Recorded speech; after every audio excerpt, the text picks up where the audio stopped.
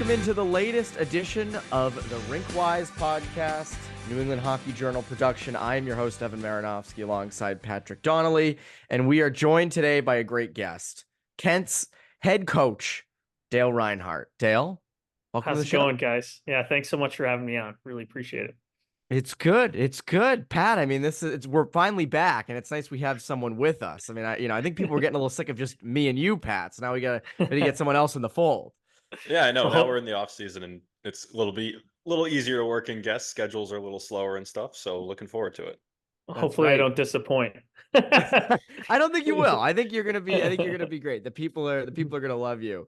So what are you up to right now? I mean, I know hockey's done. I know you're dean Yeah. of students. You're still busy. What's the life of Dale Reinhardt right now? Yeah, no, I think you hit it right on the head. I mean, it's always an interesting transition from the hockey season coming right as we kick off March break, especially if you have a good finish to the season and win your last game like we were fortunate enough to do this year. It's you have this awesome moment and then it's like, all right, everybody get in the car with your parents and we'll see you in a month. So it's always a weird experience, but we're back in it full swing here, and this time of year as a dean of students is a busy one. We have all sorts of school traditions and um, preparing for next year and all of that stuff going on. But it's also, that March 10th to April 10th time is a really crucial time for us too, as that admission cycle gets underway for the following year, and checking in with new families and trying to convince people to join our community. And so it's been a busy couple months, but it's been great. On the hockey side, how when you're trying to get kids in and your hockey kids you want, you've been there at Kent for, I believe, is it 10 years now? This was You've been there actually 10 11. years? 11 years. 11 Yeah. years. How have you noticed that change? Has anything changed in that regard? No, I mean, I think it goes through cycles. Nothing too much. I mean, we've obviously had a kind of a lot of changes at our school. We've had a new head of school now for the last 4 years. We've had a new athletic director for, I think, 2 years now. Our director of admissions has changed a couple times in my time here. So just kind of getting to know different personalities and working with different people. But I think at the end of the day, our mission is always the same. We want to find mission appropriate kids for the school who will add to our community in a wide variety of ways that will also be great hockey players and represent our program in a way that makes us proud. So, that whole process, the ins and outs and the specifics of it might change a little bit year to year, but and I think obviously we've had some success in recent years, and so if anything, that process gets a little bit easier. We get a little bit more, win some more battles on the recruiting fronts, get a little bit more interest without us having to drum it up. But it's pretty consistent year to year. And it's interesting because now it's spring and the summer's coming up, and I'm curious, like, what's your view on what hockey players should be doing in the spring? I feel like, they'd be like, oh, train a lot, oh, go play another sport. Like, Yeah. can you do both? Like, what's your view of it? Yeah, I do think you can do both. I mean, it's hard. I think it's really hard the way that the culture has gone. I would love for all of our kids to just be playing another sport, particularly in the spring. I recognize the fall and in the prep school hockey world, our season's shorter than most kids are used to when they come in to us, and they're playing split season, and so I know it's hard to play another sport in the fall, but I'm a firm believer that when we can get our kids involved in playing another sport in the spring, it's awesome. I just think for a variety of reasons. One, I think it's a good break for them physically and mentally. Some of them will play sports that maybe they're less intense about, but that as a school, we're still really competitive in, whether it's golf or rowing or lacrosse and baseball. So I really love for them to get away, continue to compete, and kind of have that element of their athletic profile still engaged, get coached by somebody else, meet other kids on campus, and just kind of get engaged in our community in a different way. So that's something I really love to see our guys do. I also recognize that a lot of them have big things that go on in the spring, whether it's our seniors who are going off to junior camps and things like that they have to be prepared for. Some of our younger guys trying out for USA Hockey, try to make it to the USA Hockey Select Festivals in the summer. All of that stuff starts to come to a head here in the spring. So, if they're on the ice a little bit, if they can find ways to do that, then that's great. But I love for them to get away from it too. Yeah, that's good. That's good. You need a little break sometimes. Pat, you're doing a Yeah. lot of baseball stuff, so you need to do some baseball too. Yeah, That's I it. mean, specialization was kind of a topic I heard like didn't really bring up with coaches off and on throughout the season. Like we had that girls hockey on the growth that story back in the winter, and one of the things we brought up was specialization, and it's an entirely different can of worms, and you kind of went into that already. But do you think with like not to get a little off track here, Evan, but like That's where all you right. see Oh no, please teams, do. whether like if it's a team like Dexter going to a full season model, Yeah. or even you have academies and whatnot, um, where specialization falls into that, and kind of still trying to Yeah. broaden these athletes and student athletes' horizons. It's hard. It definitely is hard. Like particularly with the way social media is these days, and kids knowing everything everybody else is doing, and kind of that race to nowhere. And for every story that you hear about a kid who had great success because they were grinding away at the ice rink for every minute of every day, there's always those kids too. Like I go back to a guy we had, Anthony Rinaldi, a couple of years ago. I think went on to be the leading scorer at Union College. Like he didn't play fall hockey while he was a kid. He played soccer. He was our leading scorer on our soccer team. He played on our varsity tennis team and was one of the captains of that team. And, he did just fine. And he, as I said, he went off to Union, was the leading scorer. I think he's still playing pro right now. I think he just finished a year over in Dundee in the EIHL. And he was just fine as a hockey player, despite not having to be on the ice every second of every day. Now, I think there's a component of it that most of the kids that are playing for us absolutely love it too. And so that's hard too. I think some of the specialization piece when we get to our kids' age is they just love being on the ice and they want to be out there. And it's not so much they're being driven by like, I need to get to X place. They just really have a passion for it. But I think it is one of those things that you do have to keep in check and get away from it a little bit. And even the guys in the NHL aren't on the ice 12 months a year. They're taking some time off too. And so I always think it's wild when you see kids at the U16 age who are playing more hockey games in a year than guys that were doing it professionally. That's kind of a crazy thought to think about, that these guys are getting paid to do it and you're playing more hockey than they are. A lot of that. Yes, definitely. There's a lot of that. We see it. And it's funny, like, because now I feel like every kid plays fall hockey. I don't know of anyone who doesn't. Yeah. Like, do you ever see it going back the other way? Do you see it like ever swinging in the other direction? Yeah, I don't see it fully swinging back, but I do think that I think we've reached in my opinion, kind of like the end of the pendulum swing, and maybe it comes back a little bit more to reality. But we'll see. I mean, again, it's become big business too, and that's the part that's hard. It gets pushed on these kids and their families all the time, and you have to do it this way, or you're not going to make it. And that's really challenging for that kind of keeping up with the Joneses perspective. But I do think that finding that healthy balance is really important for kids. And I don't know exactly what that is. We've always had this traditional mindset of you play, 3 sports is a well-balanced athlete, but what's to say it's not 4 or 5 or 2? Like what makes it 3? And so I think just kind of making sure that kids mentally and physically are healthy and they still have the passion for it. And that's the thing that I talk about all the time when you mentioned academies and full season teams. And one of the things that I love about our model is there's never game 52 in February. That means nothing. And got a chance to play a lot of different hockey along the way, play AAA growing up, got a chance to play college, a little bit of pro afterwards. And, that passion that comes with that shorter schedule, like what I played at the college level, when you're playing 35 games as opposed to game 72 and it's your 4th game in 5 nights and you're just trying to get through it. That's something that's hard to replicate in a long season. And so I love that about our game. And I think it really actually helps prepare our kids well for playing at the collegiate level where every game means so much. And there's never a throwaway game for us. And I know at the collegiate level too. Yeah, that's something Evan and I kind of touch on from time to time. The punchline is always, oh, it's Thursday night against the Anaheim Ducks at 10 p.m. Yeah, exactly. I mean, it's like, why are we here?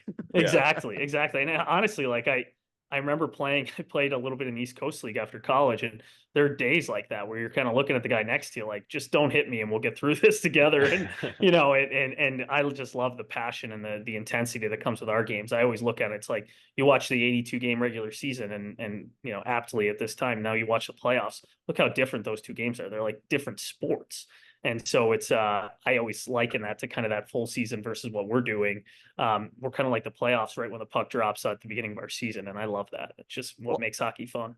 Well, I think that's I mean, not to cross sports here, but I think that's why the NFL is so big. I mean, there's 17 games. It's one a week. That's the one game you get. Every game Hmm. matters, and everyone is tuned in. And I think that's one thing that like hockey and basketball professionally can suffer from a bit is like that 45th game of the season when it's like Celtics against the Charlotte Hornets, and you're just kind of like, all right, well, it's one of 82. Yeah. You Yeah. mentioned a little bit of your career, and I find it really Yeah. interesting because it was not long ago. It was not long ago. It was fairly Feels really recent. long ago. It wasn't long ago. And you went right from prep to Holy Cross, I did. and Yeah. you don't see that much anymore, Yeah. if ever. And are you surprised that that's different? I mean, do you think your path would have been vastly different if you were a kid nowadays? You know what? To be honest, it wasn't that different when I was playing. When I was playing, I was the youngest kid on our team at Holy Cross my freshman year by like a full year. I think my Wow. second year, I was the youngest kid on the team still as a sophomore. So it wasn't that it was as so much different then. I think I was just fortunate that I got an opportunity. And for me, I don't think junior hockey was the right path. Mhm. It's amazing. You have 8,000 people telling you all the things that you need to do when you're going through that process. And I have memory of that for sure. But you got the opportunity with Coach Pearl, interestingly enough, who I get to occasionally coach against now, to play at Holy Cross as an 18-year-old. And it was something that was an opportunity I just couldn't pass up. And so I wouldn't have changed it for anything. It's definitely different now. And in terms of like, you don't see it really at all, unless the guy's like a first round draft pick in the NHL draft. You don't really see guys going in at 18 anymore. So I do feel like I was fortunate to be able to do that. And it was an adjustment for me, no doubt. I can see why it doesn't happen. My first year, my first like 2 months of the season, I was wide eyed, and it took me a while to figure it out and adjust. But thankfully, was able to kind of make that transition. And as I said, Coach Pearl was awesome with me in terms of sticking with me and giving me the opportunity to kind of figure it out on the fly. So. If you were coming through now, with the way that the landscape is, do you think you would have Yeah. found like a different junior league that would have worked? Would you done like a post grad year somewhere because Yeah. you just or were you just ready? Because I mean, I don't I don't know. I wasn't around for I it. think I was ready. Like I enjoyed. I mean, I wouldn't change anything about the way my process went. And Oh and God, again, yeah. I was very fortunate. I had junior opportunities. I had boarding school, PG opportunities, but it was just the right thing for me at that time. And Holy Cross was in a really good spot as a program at the time, and to be able to step in at a Division I school, a really good academic school, and be able to play was something that I probably wouldn't have passed up, even if there was a different path option available. You did that one year in the ECHL, and it was just one year, but like, what did you learn from that? Gosh, that's a great question. I think one thing I learned is how how good all the players were. I mean, it was a big time step up for me. I know people, when you start to talk about hockey beyond the college level, um, you know, it, it's people look at it and they're like, oh, it's the third best league or whatever in North America. But the players there was like just a step up for me from a hockey perspective. And especially you see like the crispness of their passing and the ability to kind of catch passes on the fly and things like that were just small details. I think that's maybe the thing you learn the most is how little details make the difference between some of these guys that are playing at the highest level and some of the guys that are playing maybe in the American League. So I thought it was a really good experience for me. I never had really any intentions of having like a career. I knew it was going to be short lived, but just have the opportunity to play and continue playing and have some fun with it. And got a chance to travel around the west coast of the U.S. and do it on somebody else's dime was nice too. That's not bad. It's a good Yeah. way to be. And then when did you realize you wanted to coach? Because right after you were done, you went right to Canterbury as an assistant. Yeah, I knew for a long time that it was something that I had passion about, but I think I was probably much more on like the trajectory of the finance world. Did internship my junior year in college. I actually had a pretty big change moment in my life. My sister passed away my senior year in college, and it kind of changed for me my perspective on things. To really just want to do something that I was passionate about and that I knew would make me happy. And so that was kind of a big changing moment for me, to say, you know what, it's not just about kind of this career path. It's more about finding that passion. And I knew coaching was something I always had interest in. I think if you ask people about what I did well as a hockey player, like hockey sense, understanding of the game was probably my greatest strengths. I mean, I'm 5'8", was 5'8" when I played in college, and not a very good skater. So if those two things don't generally translate too well to a collegiate or professional hockey player. So I had to figure out other ways to be successful. And so I knew that I figured my skills would translate in that way. So again, I think huge credit from my path to Paul Pearl as well. So what played in the East Coast League for that year. And then I got an opportunity to go on and be like a volunteer assistant at Holy Cross for for half a year before going to Canterbury. And I learned so much from that process. So I was really fortunate to kind of have that experience as well, and solidify the fact that that's something that I wanted to do. And that was Patty McCarthy at that time, right? At Canterbury? It was, yeah. And actually, I have a pretty long history with Patty too. My older brother actually is a Canterbury grad. And so he played for Peter Levine was the head coach at the time, but Patty McCarthy was the assistant coach. So I've known Patty for a long time, and just an awesome human. I actually was maybe more excited for them when they won than when we won this year. Just to I've stayed in touch with Patty all through the years, and I'll have to send you. I have a good picture of Patty and I. We had dinner a couple weeks after New England tournament game with us with our trophy. So it was I'm just so happy for him and all the hard work that he's put in and finding that success. That's awesome. Yeah, I was pumped for him because he was like, I was looking back at Canterbury's records over the years, and then to see them have the success they've had in the last couple of years, and just how happy, genuinely happy. Like I interviewed you guys after, and you guys were pumped, obviously, but you've been there 3 out of the last 5 years, and Sure. but him, it was like just, and it was it's so cool when that happens, just because clearly so well deserved. Yeah, for sure. Do you want to skate fast? For 50 years, Laura Stam instructors have taught youth players to pros how to skate correctly, powerfully, and fast. Players who attend Laura Stam power skating programs learn how to skate fast by learning how to execute every maneuver in hockey. They become powerful, stable, efficient, and explosively fast skaters. If you can't wait for a clinic, join our subscription skills video service, and we'll show you the skills taught at our clinics in an easy-to-use video format with training plans to guide your training. Register or subscribe now at laurastam.com. That's LauraStamm.com. You can learn to skate fast.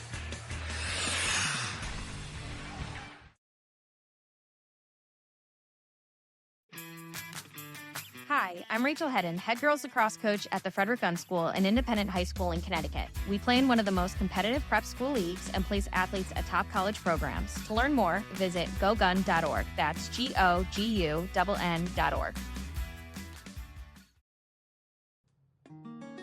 Become a Raven at Portsmouth Abbey School, a premier Benedictine boarding and day school for grades 9 through 12 located on Rhode Island's Classic Coast. Join an independent, co-educational community that embraces your uniqueness and welcomes you as no other school can. The Abbey prepares you for your future by nurturing your talents, cultivating your curiosity, and helping you grow in knowledge and grace. With over 40 athletic programs and 25 student-run clubs and organizations, you will build friendships that will last a lifetime and discover passions you didn't know you had. Portsmouth Abbey School, something greater starts here. Visit us online at portsmouthabbey.org. or call 401-643-2000. And for you, like, so you do those 3 years at Canterbury, and then you get the Kent job in 2013. Yeah. So, you have a really good hockey background. You have those 3 years. What was it about Kent? Were you surprised you got it after only 3 years as an assistant? I would say absolutely. I was surprised, threw my hat in the ring. And, I think it was important to Kent when they were hiring in this position that they hired a school person, right? From what my understanding is, they had all sorts of interest from, NHL scouts, college assistant coaches, things like that. But they really wanted somebody with a boarding school background that would know how to kind of navigate this landscape and be fully bought into the community and understand the values and things like that. So, I know that was an important part of the process for them. But to be honest, I definitely was a little bit surprised when I got the opportunity. I know how competitive it was for the job, and felt very fortunate to be able to have that opportunity. So was really excited. It was kind of for me, a dream job. If you had asked me, the year before, what do you want to be in 10 years? It would have been like head coach at a Founders League school. So to be able to do that in short time and get that opportunity was awesome. And, I was very fortunate when I got here too, to have some awesome assistant coaches. Garrison Smith, who was with me for probably my first, I want to say 6 years. He had been here for a bunch of years with Matt Herr before me. So to have that assistant coach who had the experience of what hockey at Kent looked like, navigating kind of the admissions process and all of that, was super helpful to me as I transitioned too. Yeah. And you mentioned, sort of your assistants, Patty McCarthy and, Paul Pearl, but like coming up playing, or even, your early years as a coach, who are some other people that really helped get you going along there? Yeah, great question. Two people that I think are integral in my hockey experience. First of all, my dad. My dad coached me most of my life. He was like the head coach of most of my teams up through my Pee Wee years, and then stayed on as kind of an assistant coach through most of my minor hockey. He wasn't really a hockey guy. He played football in high school. I don't think he ever, really played too formal of hockey, more just kind of pond hockey and things like that. But he's one of the most passionate people I've ever met. And to see that translate into like his coaching and his love for athletics, and, all of the life lessons that you learn through athletics, that for me was hugely impactful. And to see the influence that he could have on people in his role as a coach, was something that I certainly wanted to be able to pass along to other people as well. The other guy that comes to mind for me is a guy named John DeNorsha. He runs the Youth Devils organization, or I shouldn't say runs it. He's the coaching director. He coached me at Bantam, and has become one of my closest friends and just an awesome mentor for me. And I learned a ton from him as a coach. And, I think a lot of times people think of the coach and they think of the kind of tough love and almost more that John Tortorella style coach. Yeah, but John good cop, bad cop. Exactly. But John DeNorsha is one of those coaches that like you want to play for because you just have so much respect for him and he cares so much about you that you don't want to disappoint him. And so, to this day, he's one of my closest friends and somebody who's a huge influence on me as a coach. And again, wanting to get into this business, I guess. You were with the Youth Devils for all your youth hockey career, right? I played with the New Jersey Colonials growing up for most of it. And then I transitioned at Bantam over to the Youth Devils. We actually had quite an awesome team. We actually won USA Hockey Nationals at U14. Oh my God. I guess my first U14 year, we had a really good team, and kind of different, I think, than what you see now. There was like less in the way of super teams that you see now, especially with the way the academies have proliferated and things like that. So we had a ton of Division I college hockey players on our team. Nobody that's really kind of made it big from a pro perspective, but we ended up being Brandon Dubinsky's Alaska team and Team Alaska in the finals, which is a cool memory for sure. Wow. Yeah, it was fun. That's it was a sick. fun group. Yeah. And they had your team had you. You're here right now. This is making something it like big that. time. Yeah, This is the like pros. that. Yeah, it's interesting though, because like with the Colonials and then with the Youth Devils, like you see a lot of kids now jumping from youth team to youth team to youth team. Yeah. Is that super new? And then sort of what's been your reaction to it? I mean, I know a lot of people say it's bad. Some say it's good. Like, what's your take on kind of that? Well, I think it is. It's definitely newer than when I was playing. That was kind of not really. That was outside of the norm, I think, when I was growing up. Mm-hmm. I'm not a fan of it. I think when you start chasing kind of these championships and outcomes rather than the process, like it kind of gets away from the point of it. I think there's some other downfalls to it too. Like, at the end of the day, like who do you end up playing? If all the good players from one area are on one team, then how's everybody else going to get better? And you end up adding to costs because of travel and all of those expenses. And, I love the rivalries that we had as kids growing up from organization to organization, particularly within our area. I feel like some of that gets lost in the bouncing around. And, I understand it. Everybody, as I said, is trying to put themselves in the best position to kind of continue to grow and progress, but I would love to see it be different. I'm always enamored by and love kind of the model of the way Minnesota runs their youth hockey. And, it's just a really cool thing to see that some of those kids that end up graduating high school have been playing hockey together since they were mites. And that's something that I wish was more common kind of across the hockey world. But, it is what it is. I think that everything kind of progresses, but it's nice to see that Minnesota's kind of been able, for the most part, to hold on to that. Why do you think that is? I know we mentioned kids are jumping around here, but what contributes to that? The jumping around part? Yeah, and the fact, obviously Minnesota, they still have Division I commits playing for their public high school, it's the biggest thing, and it's all over social media, and why do you think that hasn't really? Because it used to be, there used to be guys who Jay Pandolfo played for Burlington High School, there are things like that where that could happen. That doesn't really happen anymore. Why do you think that is? It's a great question. I think the easy answer in less traditional markets is there's just not as enough a concentration of good players. I mean, and obviously Minnesota has that, right? So they can kind of stay in their location and still play competitive hockey and not have to kind of create these conglomerates. But I think the other part of it is that's unfortunate is how much of a business it's all become. And there's a sales pitch around every corner in terms of youth hockey, which is unfortunate. And I think, some people are in it for the wrong reasons. But yeah, it's hard to put a finger on it for sure. I think some of it is that culture, the culture of kind of youth sports being professionalized. And some of it is, I think, the investment that families put into it and hoping to see some sort of outcome that is really tangible, as opposed to just kind of the life lessons and that the kids get from playing youth sports, that I wish was more prevalent and more important as an outcome.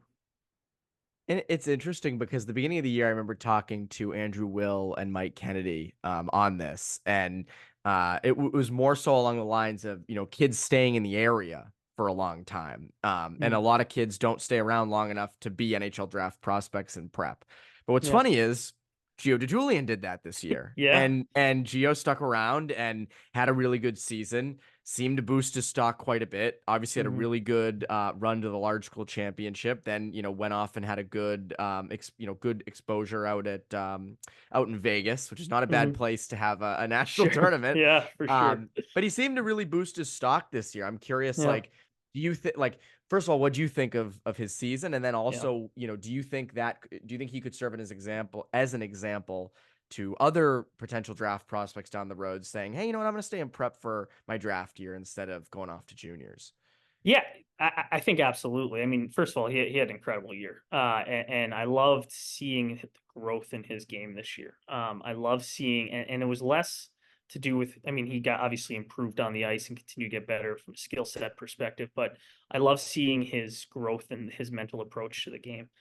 He's a guy that can be hard on himself at times, and finding ways to better channel that, and also just be an awesome teammate. I thought that was great to see his development and growth in that area, and I think that's going to help him a really long ways down the road as he continues to play. You watch guys in the NHL, they make a mistake and, they shake it off and they're back out there the next shift like nothing happened. I feel like that's the part of his game that really developed this year, recognizing that you're going to make mistakes and it's okay, and just have to bounce back from it, and how you respond to that is the most important part. I feel like that was the part of his game that really grew the most, and I really enjoyed watching. I think he's just proof that you can do it, and the most important thing is doing what's right for you, and that comes back to the same conversation we talked about with my process. I had 1,000 people telling me, you have to do this, you have to do this, you have to do this. And for me, the right thing was to do what I did, and, stay at Del Barton in New Jersey and go off to play at Holy Cross as an 18-year-old. That was just the thing that made me most comfortable. And that's when I think you're going to thrive as a player. So I'm not saying, I don't think it's wrong if it's the right thing for him. Listen, Alex Laferriere, we had a couple years ago, and he left us after his junior year and went out and crushed it in Des Moines, and definitely improved his draft stock too when he went out to the USHL and had a great year. And it's great watching him have an assist last night in the Kings playoff game. But just, I mean, pretty cool to watch him as a rookie playing with Adrian Kempe and Anjay Yeah. Kopitar yesterday. That was pretty cool. I thought But they might come back in that game. I was like, I come on, know, please. I'm I watching. know. I want to see a nice comeback, but Yeah. it was close. Yeah. But just, I think there's a lot of ways to get to the same result, and finding the path that makes the most sense for you from a holistic perspective, and not thinking I've got to do this or I have to do that. There's a lot of people that want to tell you you have to do X to get to where you want to get to. And I just think staying true to yourself and what makes the most sense for you and your family is probably the best path. And for Gio, that was being with us. And listen, I know for Gio, like the education piece was really important. The opportunity to go to Cornell and continue to develop his academic skills here while he was here was really important too. Yeah, he's gonna have his plate full with academics when he gets to For college. sure. For sure. And the best part of Gio sticking around was you got Gary Thorne calling your games. I think that was amazing. That was superior. That was awesome, Pat. That was amazing. Yeah, that was really cool. It was amazing. Great. It was just so cool, and Gary was so gracious, and we were so thankful to have him. But it was just such a cool experience for our kids. And I'll tell you what, that game, we played Canterbury in that game. That was maybe the most intense, exciting game we played all year. Like, we couldn't have had a better game for Gary to call. It was just so fast paced. I mean, they play with so much speed, and we had no problem, playing with them at that pace. It was just a really fun hockey game. Yeah, no, that was that was awesome. And it's interesting because you have a kid like Gio who again stayed for senior year, but it feels like more and more kids are rushing it to juniors. Kids are leaving prep early, and then on the other side of that, kids are leaving juniors early to try to go play college. Like, why do you think players are rushing to junior hockey so quick? Like, I know it's closer to college, but like, what's the pull? I think that's a part of it, is they see, they've been told, or they see like, this is what I have to do to get to that next step. But I also think that, it's that same thing goes back to that social media, of this is what everybody's doing, and that kind of peer pressure of that race to nowhere, mentality. I've just always been of the mindset, like, conquer where you're at before you move to the next step. And that's the part that I'm hoping we'll see a little bit more of. We may see less guys who are reclassifying when they come in here, but if we can see guys kind of finish out through their senior year and graduate, like, I'm yet to see a guy be harmed in that process with us, that they kind of come through their process, they graduate, they go off, and maybe they have to play a year or two or junior before they get to their Division I school. Or, some of our guys are still able to step right in and play at the Division III level right away and have success. And so that's kind of another option that works for them. But just having a more holistic approach to the whole process, I think, is important. And then on top, it's interesting because you mentioned guys staying till their senior year, wanting to do that. There's always not just people telling all these kids what they need to do, but there's a lot of people telling prep what it needs to do, and and evolving. And there's academies, and there's full season teams that play all year. And I'm curious, do you think prep needs to evolve at all? Are there areas that can be improved? I mean, what's your take on that? Yeah, I mean, I think for sure you always want to be evolving and getting better, but I don't think we need to change everything that we are to try to meet some sort of narrative. And I'll tell you, like, this comes up a lot in the conversations with coaches about admissions process and interest from, I feel like at Kent, we're very fortunate to not really be running into a lot of that. And I think that's actually a good thing. I mean, listen, there's options out there for everybody, right? If the academy option is the right thing for you and your family, that's great. I think that's appropriate. And, that's what you're looking for, then that's great. But we don't tend to cross over with those academies too much. Kids, if they're looking at Kent, tend to have values that are a little bit different in terms of what they're looking for in their experience. And so, it's, again, a little bit more of a well-rounded viewpoint, a little bit more of a concern or care for academics. And so we haven't found ourselves in too much crossover with a lot of the academies. And that's not to say, the academies are the right thing for some people, and they should pursue that. But, I wouldn't want to see prep hockey change too much, because I think it's a really nice option for our kids that are looking for that. One of the things that I talk about too with our kids that come through the admissions process, there's something really cool about playing for your community. And I know a lot of these academies are linked to schools, but You come to watch a game at Kent on a Wednesday or a Saturday, the place is jammed with students. Like it's fun. And it's one of the last few places, meaning New England boarding schools, where you can play for your community, but also play really high level hockey.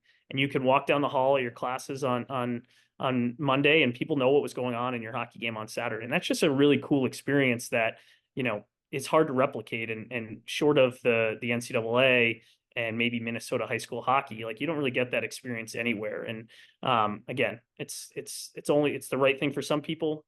Maybe the academy model or full season AAA is right for some people, but I don't think you need to put it all in one box. Are you ready to elevate your game and education? The New Hampshire Mountain Kings program is a new and unique hockey experience located in central New Hampshire. The ownership group operates the newly renovated Tri-Town Ice Arena in Hooksett, New Hampshire. The arena is the home of the North American Hockey League New Hampshire Mountain Kings as they compete in their inaugural season. The New Hampshire Mountain Kings Academy and Mountain Cat Academy were created with a desire to enhance the typical hockey academy experience for both male and female participants. In 2024, the Mountain King Academy will have teams competing at the U14, U15, U16, and 18 levels, while the Mountain Cats will compete at the U19 level. The students will attend school in person at Bishop Brady High School and stay in secure dormitories with meal plans at NHTI and Concord, New Hampshire. For information on how to become a Mountain King, contact them today at info@nhmountainkings.com. Again, that's info@nhmountainkings.com. Do you want to become a better hockey player this summer with Paul Vincent Hockey? Since 1972, Paul Vincent, currently the head skills instructor of the Florida Panthers, has been developing NHL and college hockey players. Paul Vincent stands by his saying, there's always room for player development. Players such as Patrick Kane, Jonathan Taves, Keith Yandel, Matt Grzelcyk, Patrick Sharp, Adam Oates, and many more have trained with Coach Vincent and his staff and have outstanding results. Join Paul Vincent this summer at one of his 4 Massachusetts locations, Canton, Saugus, Middleton, and Falmouth on Cape Cod. To reserve your spot today, go to pvhockey.com or call 978-807-4070. That's pvhockey.com or call 978-807-4070. Paul Vincent is ready to get back to work this summer. Are you? For over 20 years, Eric Nate's Euro Hockey has been helping hockey players of all ages develop their individual skills and improve on all aspects of their game. Through structured drills and innovative training equipment, Eric Nate's Euro Hockey's intense on-ice instruction challenges each student to be the best at their ability. Find a hockey clinic or summer camp that is right for you today at nateshockey.com. That's Nates hockey.com. Eric Nate's Euro Hockey, trained to be the best.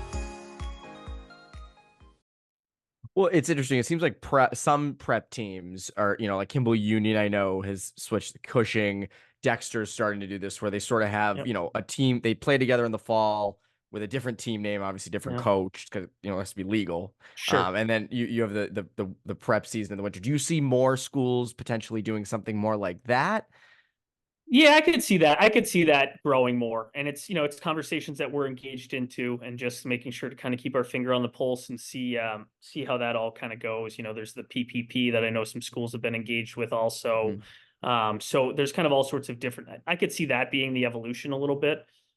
We've had great relationships with a lot of split season teams recently, and a lot of our guys have played there, but it's certainly something that we're always kind of investigating and looking at as well. And, we're kind of keeping our finger on the pulse. And I think at the end of the day, for me, it's like, I just want to support whatever our families want. And if that's trying to work through to create some sort of model, like, like you were describing Cushing, then great. Like we'll work to do that. We'll try to find a solution that makes the most sense. But we want to do whatever it is that our families feel most supported with and also fits obviously within what our community values are at Kent. Yeah, no, absolutely. And it's an interesting thing because so many, there's, lots of talk about all that stuff. And I think one of the biggest things that everybody wants out of prep is, where's my college commitment? When am I committing to a college? And Sure. You always see it at every age group, every level. Everybody wants to eventually commit to college, which is legitimate. I mean, prep is great at getting that to happen. Sure. You've been doing this for a while now, and I'm wondering, what's one of the things that kids and families, like a misconception about getting recruited, or something that people kind of get wrong with recruitment that you see and you're like, like, a lot of people are, or some people are doing this incorrectly? Yeah. That's a great question. I think there's a lot of answers to that question. I mean, start with like, if you commit as a going into your junior year, like that doesn't really mean a whole hill of beans, to be honest. Like, you still got to get there and you still got to earn your way. And at the end of the day, these college coaches need to find success to put food on the table for their family. So it doesn't really mean a whole hill of beans, and especially with the way the transfer portal is now. So like, again, just kind of being process oriented is the most important thing. Continue to get better. That should continue to have fun and get better and develop your skills. Like that's the thing that should really matter the most to you. And if you get driven by that, of course, I recognize that's a part of the process, and we're going to support our kids in that process of the college recruitment. But if you make that the sole focus, I've seen so many kids get derailed by that piece. And so really just focusing on the things you can control, which is being the best teammate you can, being the best hockey player you can, continuing to grow, and make sure you have strong academic profile. Those are the things that you should really kind of focus on and emphasize. I think it's also I think the biggest misconception is just how hard it is. Like there are so few spots available. And so, I think everyone thinks they're going to be that player, and that's, there's nothing wrong with that. We want all of our kids to strive to that. But I think having a really realistic perspective of how hard that is to do, and how hard it is to play college hockey is really important as you go into this process. And, I think recognizing that there are some really great opportunities, that maybe it's not always going to be a Division I opportunity. Maybe it's a great Division III opportunity at an awesome school. Maybe it's an ACHA opportunity at a great school. But just being able to kind of continue to pursue your passion is really what I hope would be a student's focus. But we do everything we possibly can to support our kids in that process. And at the end of the day, and we say this to our kids and through our recruiting process and everything, like we don't have the red phone that I'm going to call up, Jay Pandolfo and say, hey, you got to take so-and-so. Like we're going to advocate for our kids, but it's really up to them and their performance on the ice. And our goal is to just create a platform for them to be able to show off their abilities to the coaches that they want to play for. And I think that's something that we do really well. Have you seen the recruitment process change at all over the last 10 years? Yeah, for sure. I mean, obviously with the change in the NCAA in terms of when communication can occur and when they can make offers, that was a huge change. The transfer portal has been a huge change also. Obviously the 5th year with COVID. So there's been massive changes in the last couple of years. I think that unfortunately has kind of hurt some of the younger kids, right? The 5th year has created a logjam.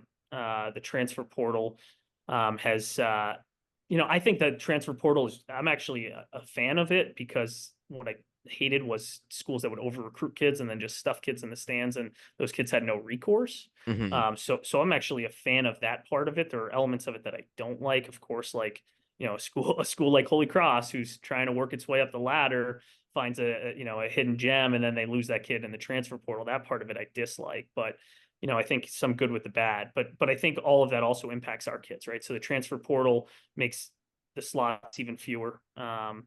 I am a fan of the fact that they changed the communication piece to later in the process for the kids. So whatever it is, January 1st communication during their sophomore year, and then opportunity to receive offers August 1st going into their junior year. That part of it I think is great.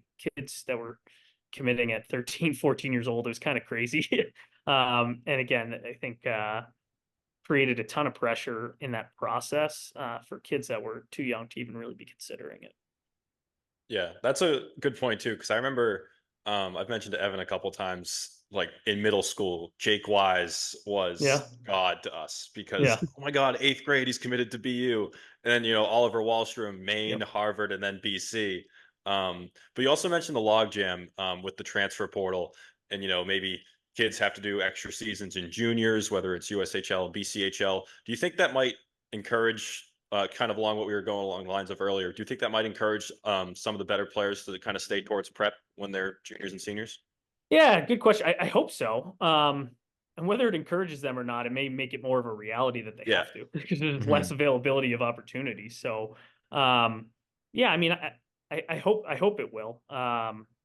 I think that'll start to relieve itself. I think this upcoming year will be the last year of kind of the Yeah. 5-year kids. So it'll probably start to relieve itself a little bit, at least that portion of it. But, again, I hope that our kids are most motivated by staying at Kent because it's the right fit for them. And they know they're going to continue to develop as players. And they've got tons of examples of guys who have done it before them and have found plenty of success. You know, so there's that opportunity to have that balance in your life to continue to have academics be a focus for you while still getting better at hockey and still kind of having those opportunities in front of you.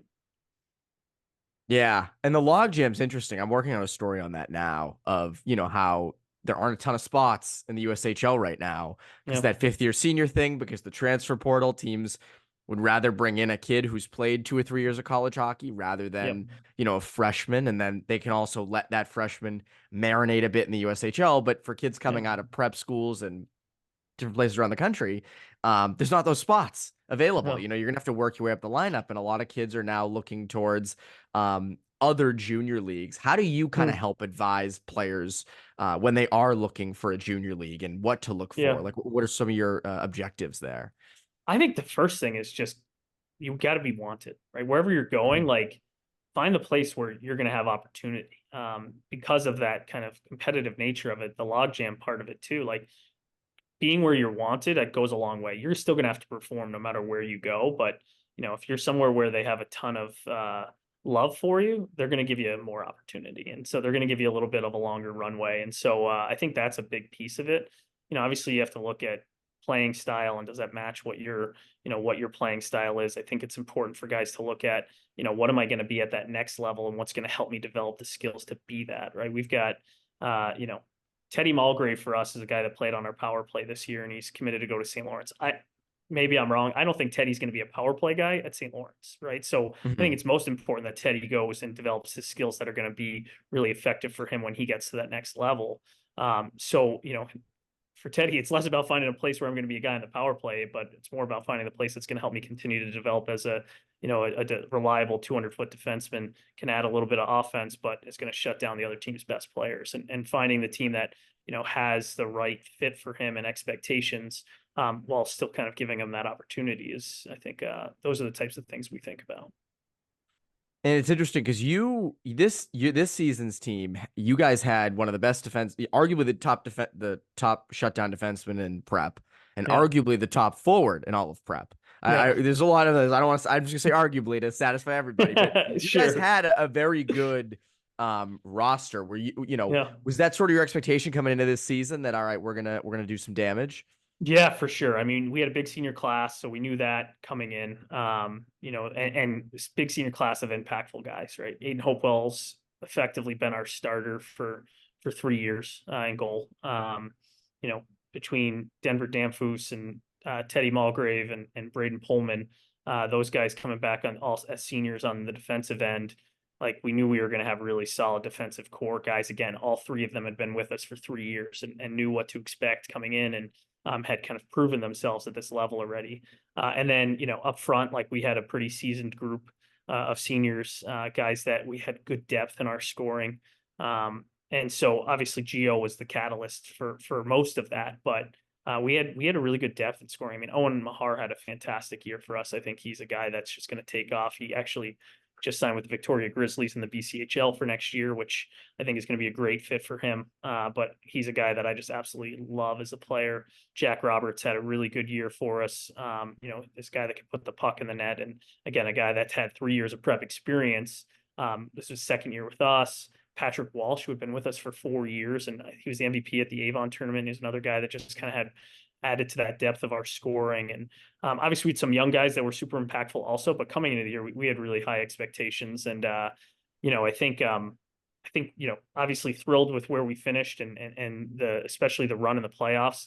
Wish we had a little bit of a better middle part of the season. Cause I really feel like, we could compete with anybody in New England and would have, been able to make some noise in that Elite 8 tournament too. And we played with some of the best teams all year. Like we beat Avon in the championship of their tournament. We beat Salisbury early in the year. We had a really good game with KUA. So, I felt like we could play with anybody, and we had a little bit of an inconsistent middle part of our season, unfortunately. But I think, we really hit our stride there towards the end of the season, and it was a great run to finish. Yeah, you guys did. You absolutely did. Pat, you have anything else? Yeah, actually going back to, when you were talking about Teddy Mulgrave and, he might not be a power play guy at St. Lawrence. When if you're sort of having those conversations with any of those players, I guess, what are those like? Because they've come up through the ranks. You say you have a kid, he's putting up points. Not everyone's going to go to college and put up points. What are those conversations like for you? Yeah, I mean, it's interesting. I remember having a conversation with one of the coaches when I was playing in the East Coast League, and one of the things he said to me is like, figure out what you're good at and be the best in the world at it. And I've always thought that was a really, really shrewd advice. I think we try to be really honest with kids in our process, and even when we're talking about college recruitment, like what I always say to kids, like, I'm going to tell you where I think you fit, and then you tell me where you want to be, and we'll do everything we can to help to get you to your goals, right? And so, trust me, I've been wrong. I often tell the story.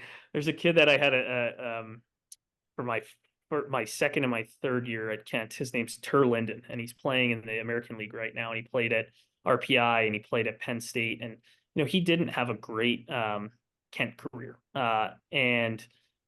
We tried to give him some opportunities senior year, and it just didn't go his way. And so I remember after senior year, I'm like, I said to him, I was like, you should probably just consider going to school and playing some club hockey and having fun. And he disagreed with me, which was fine, and I appreciate that. And he went and he crushed it in junior for 2 years and got an opportunity at RPI and had a great career at RPI, and then grad transferred to Penn State. Now he's playing in the American Hockey League. So I actually tell our players that story all the time. Like, hey, I'm wrong. I'm often wrong. I'm going to give you my best advice. I'm doing my best up here, but when it comes down to it, like, we're going to do everything we can to support you in your goals if we can help you get there. So we try to be really honest with our kids about our evaluation of them as players, where we think they fit. And that's nothing. What I just said is nothing I haven't told Teddy before. And again, I hope he proves me wrong. Like, if that's the role he wants to take on at St. Lawrence, I hope he goes and he becomes their number one power play guy. But I know what he's really good at. I know what he was super effective at for us. There's nobody, as Evan said, there's nobody I'd want on the ice in New England trying to protect a 1-goal lead with a minute and a half left in the game. So for me, be the best at what you are. And for me, he's the best in New England at that. And so continuing to hone those skills, I think would be really shrewd for him. The Tur Linden story is interesting because that doesn't just show, oh, Dale's wrong on this. It also shows that development can happen later. It doesn't have to be immediate, right? I think a lot of kids expect, when I'm 14, 15, 16, I have to be getting looked at by colleges. I have to be fully developed. But the reality is there are a lot of kids, especially goalies, who they don't commit until they're in juniors when they're 18 or 19, right? So I think there's also telling kids that as well, correct? Yeah, 100%. And the part of the story that I may have left out there. So Tur he played a year and a half of JV hockey at Kent. He was arguably the hardest working kid on campus during that whole process, right? So while I didn't see him getting there at the time of his senior year in high school, I'm not entirely shocked either. Like, I knew what his work ethic was like, and I knew how passionate he was about hockey. He was one of those guys that just loved hockey, wanted to be on the ice all the time, and he had skill, right? It was just kind of one of those things, put it all together, for sure. I mean, late bloomers, that happens all the time. Even Teddy Mulgrave, I talk about a guy, Nick Marciano, who we had, who's at Princeton now. Those two guys came to us as sophomores, different timing, but very similar trajectories, where kind of came to us as our 7th defenseman. And by the end of their sophomore year, we're kind of in that 4-5 mix. And then, by the time their junior year rolls around, all of a sudden they're the best defenseman on our team. So that process happens at different times for different guys. Yeah, it does. It absolutely does. Pat, anything more for Dale? No, I think that's all I got. I think we've hit everything. Yeah, I feel like we got the whole picture. We got the team, we got big picture stuff. So lots of that. Well, Dale, thank you so much for coming on. Looking forward to you guys next season, and I'm sure you'll have a whole new crop or some new crop of good young players that'll catch people's attention. Absolutely. Thanks so much for having me on, guys. And yeah, for sure. Look forward to connecting in the fall and talking about next year. Of course. Yeah. Well, that's been this episode of RinkWise. I'm Evan Maranofsky. That's Patrick Donnelly. Thank you so much to Dale Reinhardt, and we'll see you around the rinks.